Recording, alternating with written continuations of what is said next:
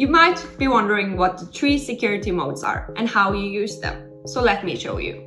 The 3 security modes are where you define the behavior of your smart home security system, like motion detectors, cameras, and smoke detectors, or other types of security sensors. When none of the options are selected, only basic security like fire detectors and water sensor are active. By pressing stay, you put your security system in a state where only your outdoor environment is active, allowing you to move around your home freely without triggering any alarm. The away mode activates both your outdoor and your indoor security system, keeping your home fully protected when you're not there.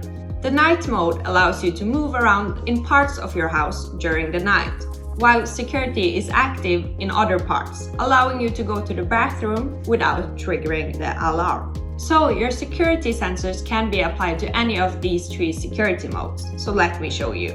Select More. Then go to Administer Units and find the unit you're looking for, like the motion sensor, and choose Configure. Now open Advanced Settings. Here you see that, and select your preferred security mode and click Apply.